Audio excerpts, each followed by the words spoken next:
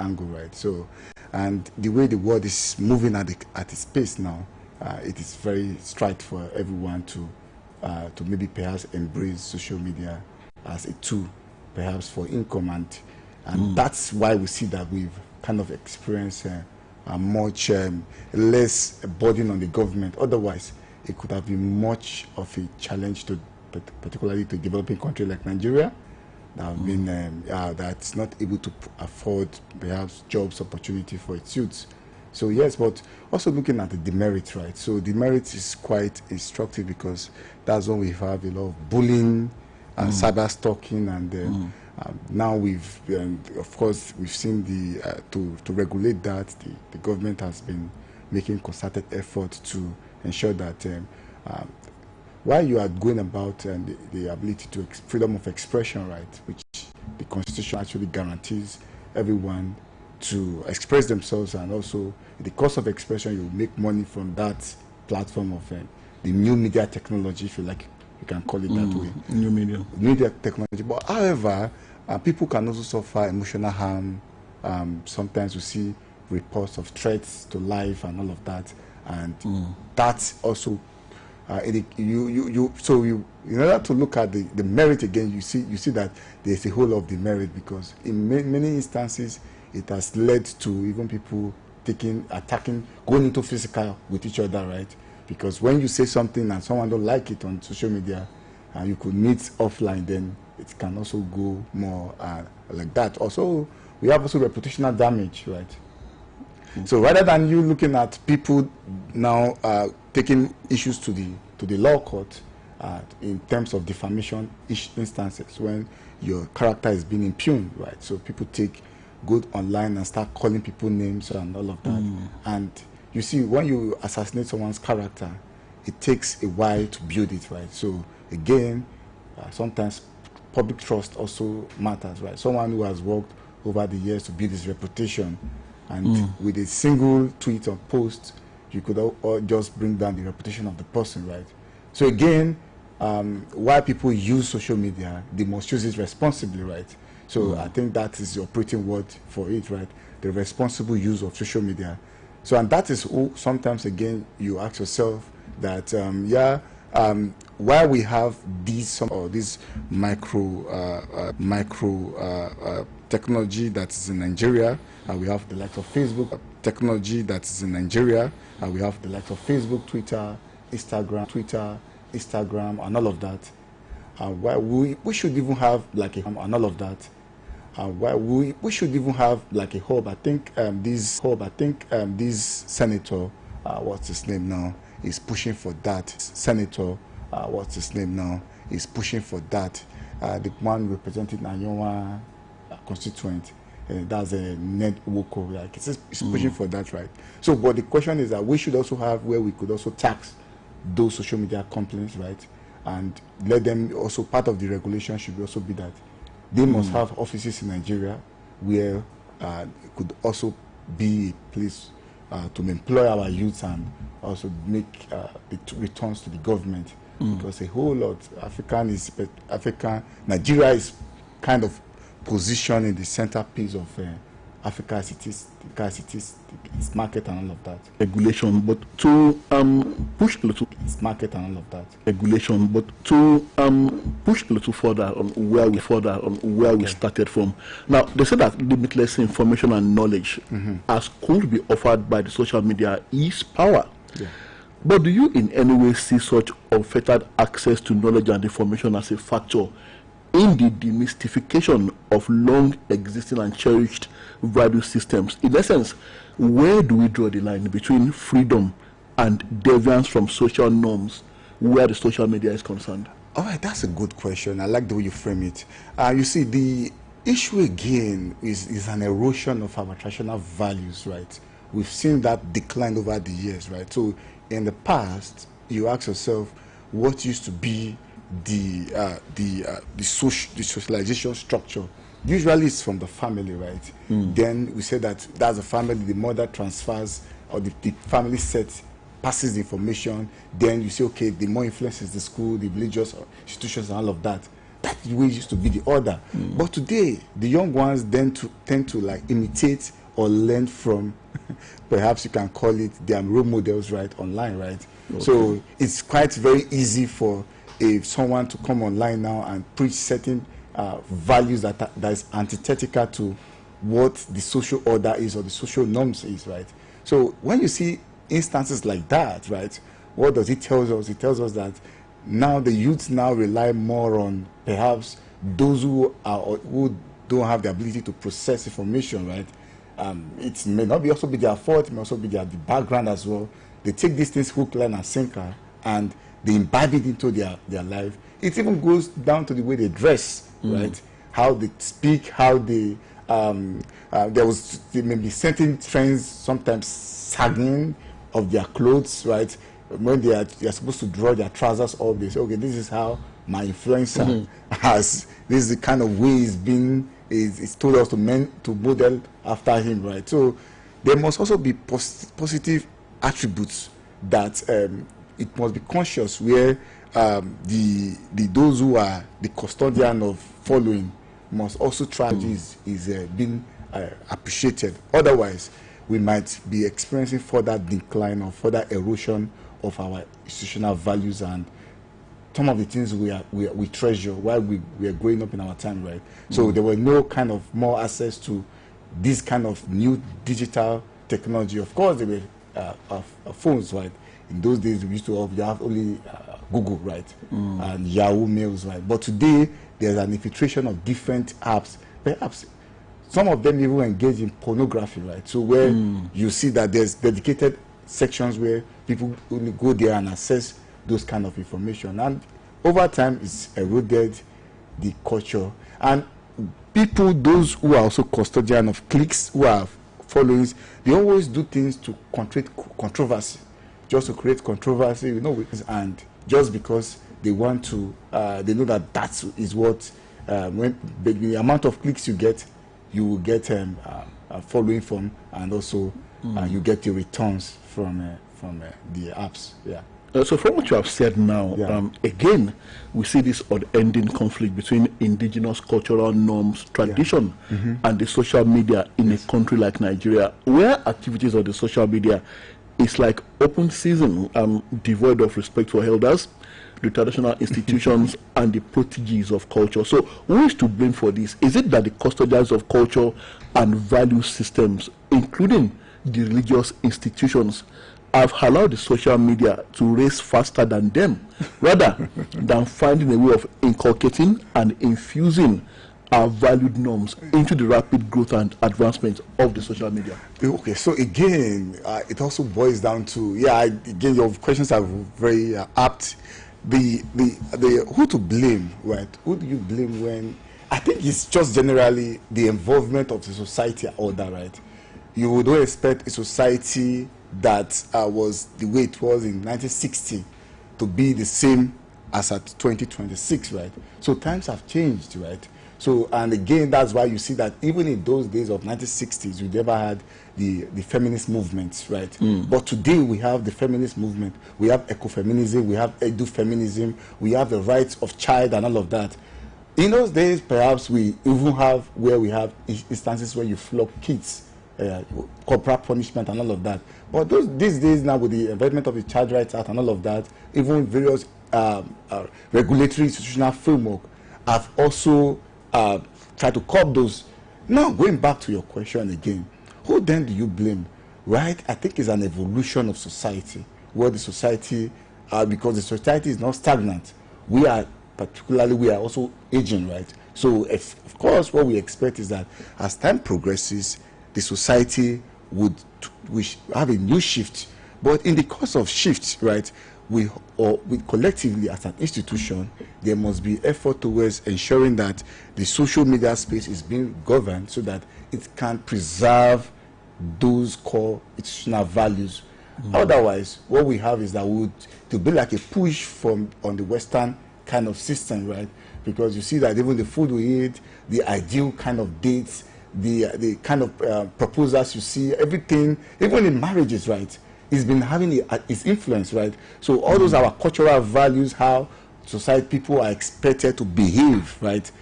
Now, even the social media has now to come to redefine, right? Again, you can't also blame the media technology for bringing up its innovation.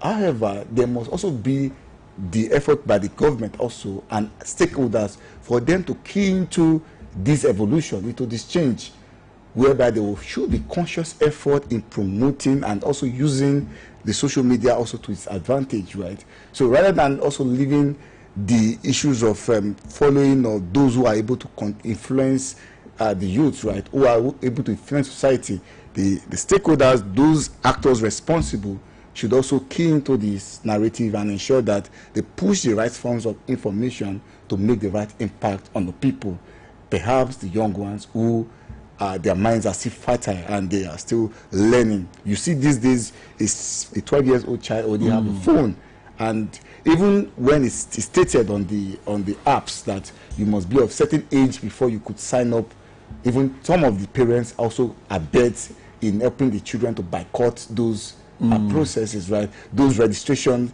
sites. And most people listening, of course, they will understand that even their kids have access to their phones, right? And what happens, right? So you can't also blame everything on perhaps the government.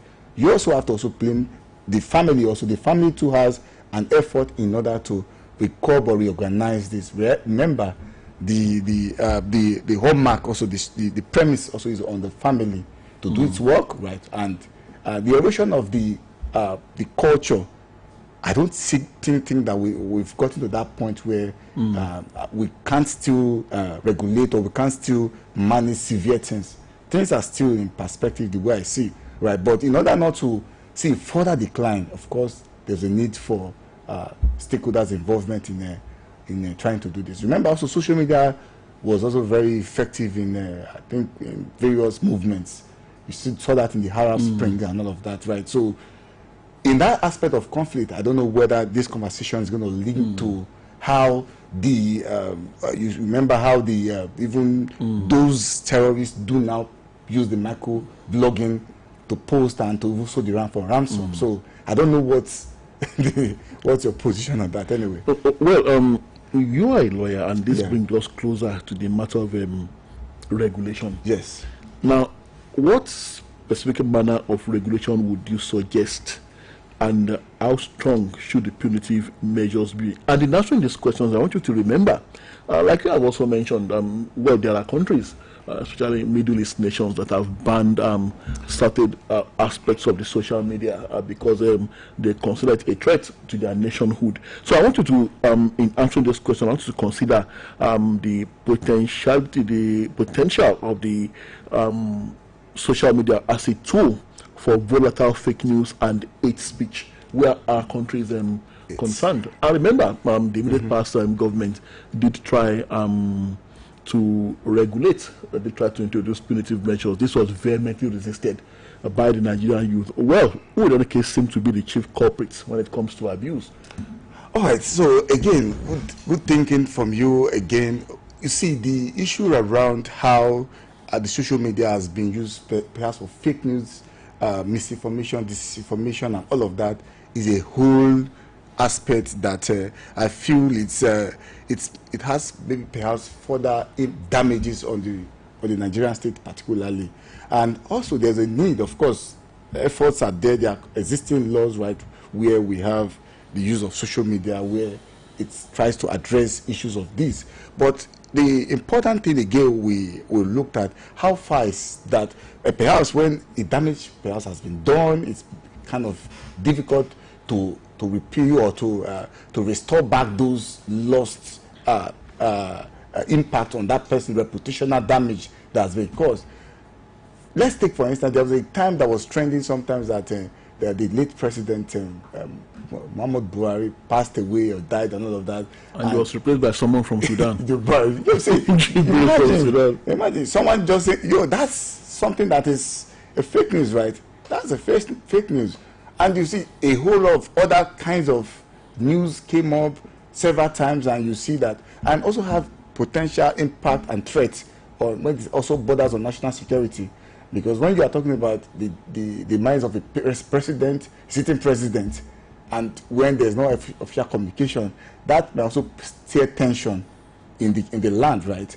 Again, but while you also look at this, my own position would be, how then do we curb those terrorists or those group of people, miscreants, using social media for its wrong advantage? For instance, most times you see them make ransoms. You see even on the online, you see them making posts on their captives, and they bring them online and they come to ask for ransom. They swap ISIS, even Boko Haram. They use it, and I find it very disturbing that we have the institutional structures in place, right? And they are unable to curb this kind of thing. It tells you that there's a lag in our IT technological system, right? And we have a lot of way to go in the development trajectory of Nigeria. We are not just leapfrogging; we are even beyond leapfrogging. And you see, that's the same reason why we've not been able to address our security challenges. Because if someone makes a record of himself or anything and posts online, if it was in a safe environment like in the global north countries, it's not even look at it. Even some other countries who are also developing countries would identify the source of where that information is being uploaded on, and they would reach out and be able to identify that, right? So again, we will say that what's the policy of Nigeria towards its technological system, right?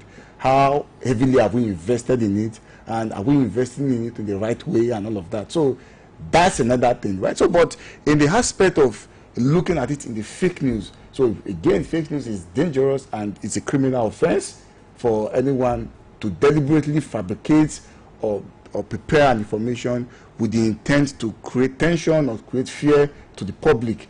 Of course, there are various sections that have been outlined in the Cybercrime and Prevention Act, where it states that specific punishment, of course, which sometimes it's imprisonment, fine, and all of that. But away from that, we also have to look at how then to continue to re-educate, because sometimes you see that our youth, or those who use it, they particularly do it, they have to steer controversy and able to make money from it. So there must be a force towards awareness making, civic education, and all of that, which we can also go through from our schools. Remember, in the United Nations SDGs also particularly focus on education, right to education, and it goes beyond just education. It's talking about even digital access to education, right? So where you would make them understand that, of course, social media is there, but this is the right way. And the education, of course, the media houses do have a role to play, and we're having this conversation today to let them know that this is where it draws the line to you having access to express yourself with the media, with your digital tools. And this is when you cross this line, this is when your right stops, right? Because where your right ends, that's what someone else rights continues from. So we need to look at those aspects whereby it goes beyond regulations, and also because regulation alone, law cannot also do everything, right? It must also be conscious effort.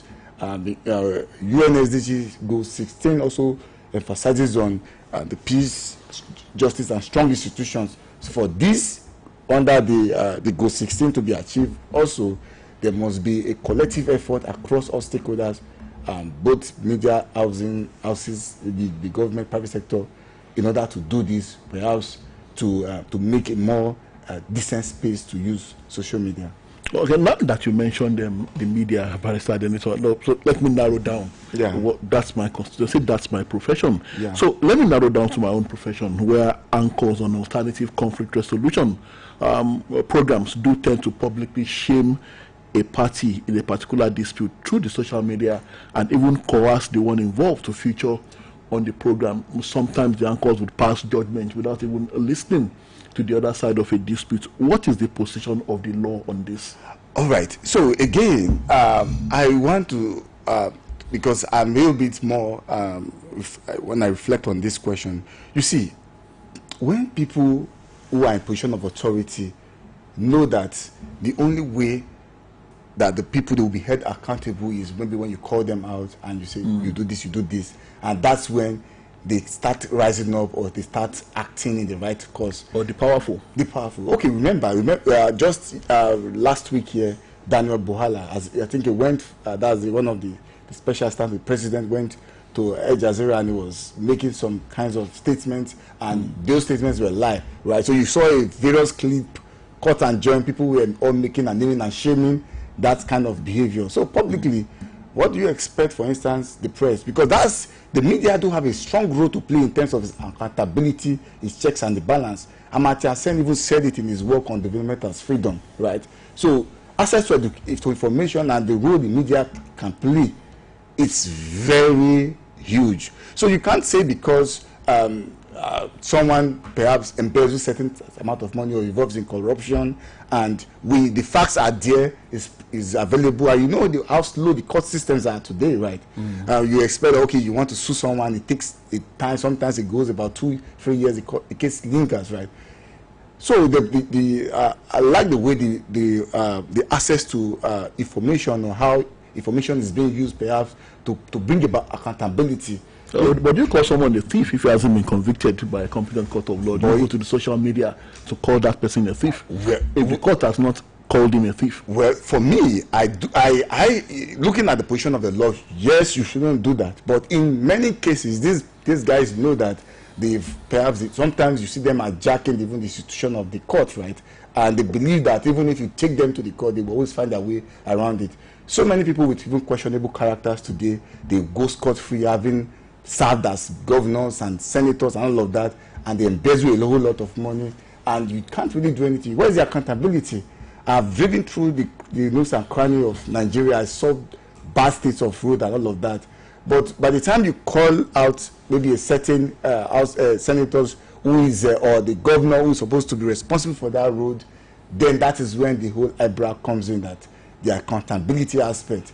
You drive even just on your road from Ibadan now to Iwo, or you are living from Ibadan to Ikire, you see that the road is in bad state. So what then do you say, right? So most times you see people use that social media to call for accountability, to call for check of their leaders. And to me, when you do that, that's if it is responsibly used of that technology, I personally feel that is the right action, right?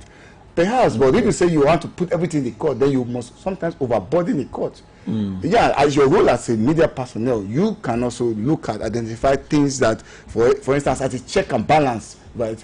So if you ask me, I would think that the media as a body should be maybe the fourth section of the government, where its role should be perhaps to look and scrutinize, especially in this part of the developing country where the politicians believe that, or the leaders believe that when they can get away with a whole lot of things and they cannot be questioned. And yes, so that's my take about that. Okay, I get your drift, Barrister Denison. Whatever we will use to make leadership accountable via the social media must also be based on facts. Must be based on facts, yes, but and not perhaps hearsay, not here. Well, not on fabrications. Not of fabrication, of course, not of fabrications. But you can perhaps, if you have reasonable reason to believe that someone has, you can always raise these issues up. And remember the extinct file in America, right? Right. So how was it used? When the moment the file was gotten, then it was exposed, right? And those certain politicians who were involved in various things started shivering, right? And that is how you could always put the government to its check. And you see again, the narrative is changing. And so when the narrative is changing, you expect that it is not business as usual for our leaders. And I think that I want to encourage everyone to do more of citizens investigation and journalism. In perhaps also the media outlet should do more of bringing people on board, and where they are searchlight to open certain hills in the society, and calling leaders who are supposed to do those jobs. We should not just be, otherwise we'll become complicit in the whole matter as well. It's still Searchlight on the BCS Oluyole 98.5 FM, and we are discussing the topic Nigeria, social media abuse and value systems decline. My guest is an erudite lawyer and respected public affairs analyst, Barrister Femi Adeniton. And welcome your questions and contributions on the program this afternoon, and the number to call 070-5555-1985. Again, 070-5555-1985. We welcome your questions and contributions, our highly esteemed audience. And while we wait for callers, Barrister Adenito, I also want to ask this question. Okay, taking you back to the matter of terrorism. Yeah. And especially in our own country, terrorism, banditry, kidnapping, and the use of social media for this kind of criminal activities. Now, I want to state here that okay, the role and influence of the social media, and do you think the authorities are doing enough by way of regulation? And is it just about our attitude to ICT and our ICT development, or our laws? As we speak, are there specific laws that address this matter? Okay, sir. Good question. Again, looking at how the social media space has been in existence even before the terrorism, because terrorism in its effect started 2009. Well, of course, we've had terrorism over the years that it has made matters even worse. And from Boko Haram, we've had ISWAP. From ISWAP, we have the Akurawas and all of that. And today, we have also pockets of banditry all going around, and the militias. How then, as our institution, especially the security institution, work in collaboration across the multi-sectoral approach to address this kind of issue, right? And to address terrorism, looking at the war in Iran, for instance, how did America combat these issues? Is it not through information? Is it not through IT, technology? You identify your spot, you identify those people through using the technology space responsibly and go after those people, right? The security apparatus, which is the SSS, the DSS, and all of that, they know how to go about this. Again, it's about investment in technology. How has the government perhaps invest in new media technology to go after those people who are uploading maybe various content on it and demanding for ransom and getting it in exchange, right? So if we invest and there are no laws to prosecute, remember, just few years ago that the Nigerian government came up with legislation against terrorism. Yeah. There was nothing like that in our constitution before, and that was an excuse that the government conveniently used at that time. Of course, there's an existing provision on that, which also criminalizes the social media use, and when it comes to bullying, cyber stalking, and all of that, it's perhaps stated in the constitution, which the Cybercrimes Act. And the harassment against persons, right? So you don't want to be caught short of those kinds of the provisions as stated in the Constitution, but on in the various legal instruments. But what we are saying now is that the instances of even using those who even use that for the wrong reasons, and eventually they are terrorists, and is a different issue when you are talking about those who are using it or are fall short of it, maybe ignorantly or not, right? So that's a whole different. Of course, ignorance is not an excuse why people should use social media for the wrong reasons, right? However, the government or the actors responsible, especially for security, must do more beyond just making statements and all these things, than to go after this group of persons who are being caught involved in the use of social media in the wrong way, and perhaps the terrorists are using it to promote their own agenda, right? So again, why people was a bit hesitant, especially the youth were a bit hesitant in the legislation that was anti-social media legislation that was being argued on, that the stakeholders, particularly the NGOs, were not in acceptance to it, was that because of the ability for the government to regulate the free speech of the people, right? So people then will not be able to hold the government accountable. And one of the electronic transmission of results is also to guarantee that people were able to see real-time transfers of results and share it among and know that, okay, this is what the result is saying, right? And also, it was also used even during the mobilization of the NSAS, right? That people were able to mobilize, gather, attend meetings and all of that, and be able to make demands on the government. And the government did like that. The government didn't like that, right? You saw that also, it went in the Arab Spring, how it started, right? Tunisia, you saw it in Libya and all of that, and things changed. So the government perhaps is looking towards trying to prevent such. So you see, it's now perhaps the business of the government these days to look at what is going on when there's a concern about the use of social media, so it does not have negative consequences on the states, right? So this is the way we find ourselves today. But my concern will be that the government must ensure there's an investment perhaps in technology, and rather than holding people who are using it in order to check them, there must also be shift towards looking and identifying the various group of people who are using it negatively to harm the state and harm the citizenry. So that is where my own position is on the terrorists or the group of bandits who are using it negatively to cause harm or havoc on the state. Let's talk about Nigerian politics, yes, the role and influence of the social media, and the tendency by politicians to manipulate public thought and opinion via the power of the social media. How strong was this manipulative tendency in the last general elections, and have Nigerians been any wiser as 2027 approaches? All right, so of course you see that the way things are moving now, you see that recently various parties have started building alliance and building blogs and getting followers and influencers who could push their narrative, right?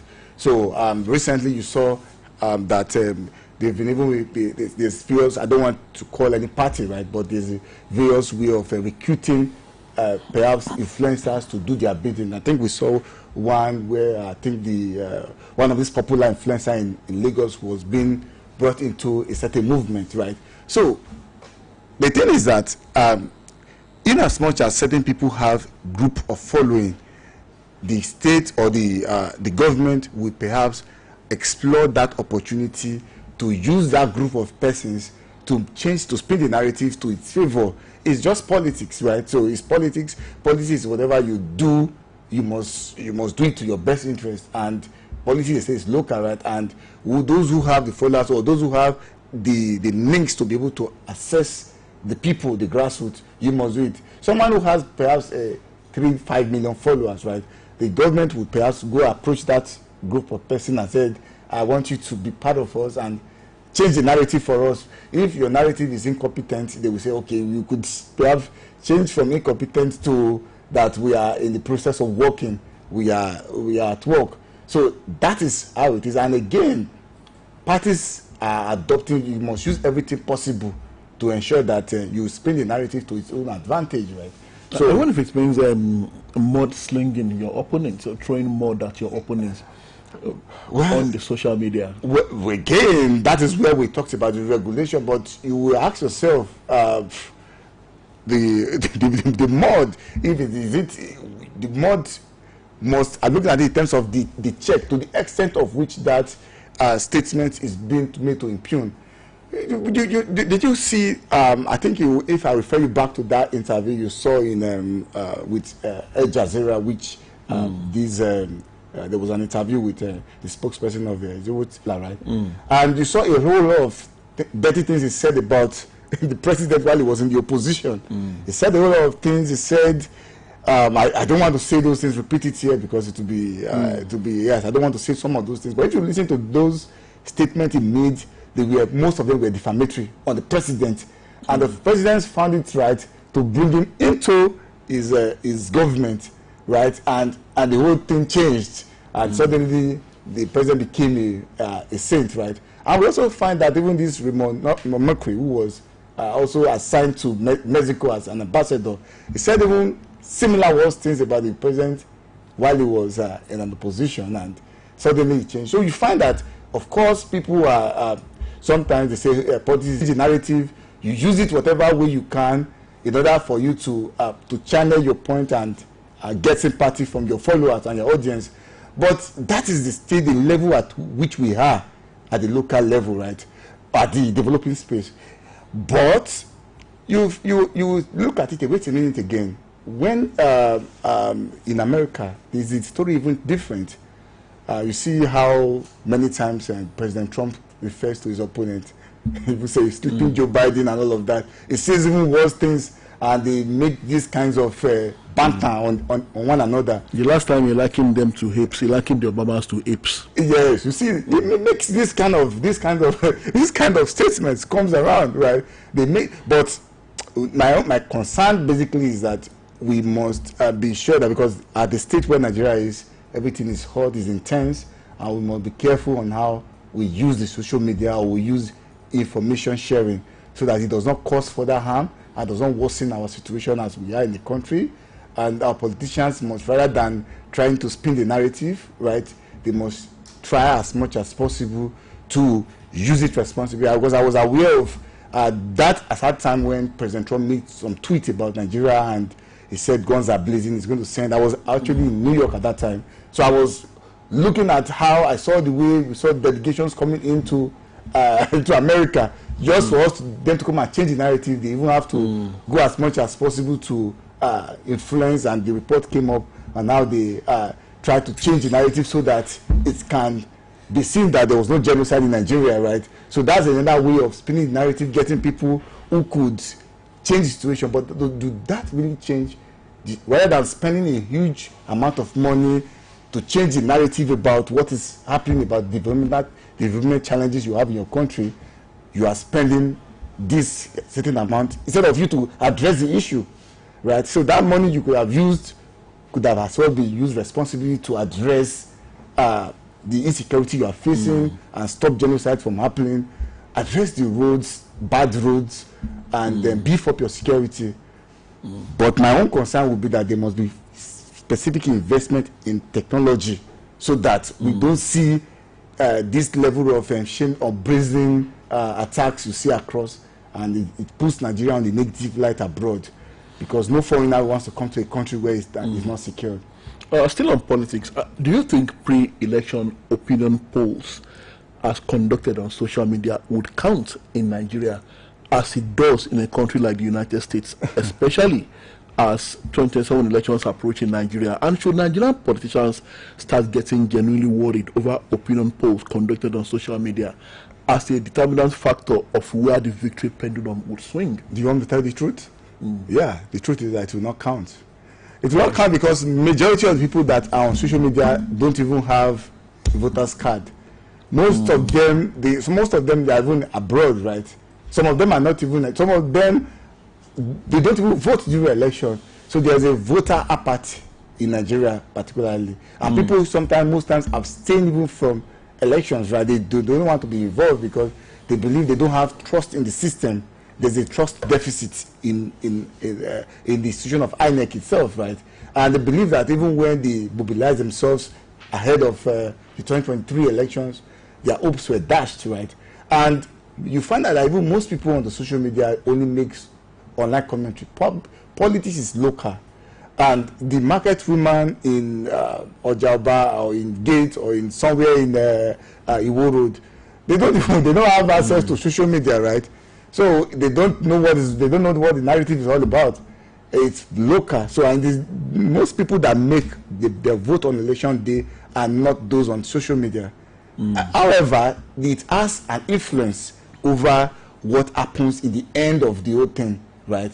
But when you are looking at making a poll as to what will happen in the end goal of it, unless the whole thing changes eventually, what happens is that perhaps maybe the government in itself, maybe the people have a change of attitudinal change towards ensuring that they take part in getting their PVCs and taking part in the elections.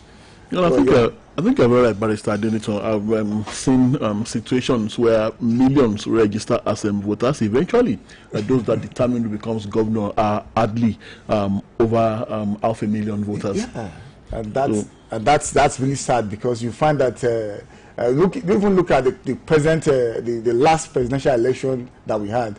Well, Nigeria is over how many million? Over 220 million people, right? So the people, those who eventually decide who becomes their leaders, are quite low. So there's an abstinence, there's a political apathy in Nigeria, and of course, it's also based on what the people will see and what has been shown to them over time, that they can't trust the system, and yes, and those who have also taking part in the electoral systems feels that there is a deficit in the whole process, and there's no point being. However, the role of the INEC would be to restore the trust, and uses his various media engagement and coming online and making assurances to the people, so they become aware that, of course, when you take part in this, it's not business as usual. Things will change, and that's Amopiton, right? Who is making those promises? Now. Yeah. But we have to go. We had an interesting time with you, Barrister Femi Adenito. We could go on and on. Yeah. Well, we've been this Searchlight on Oluyole 98.5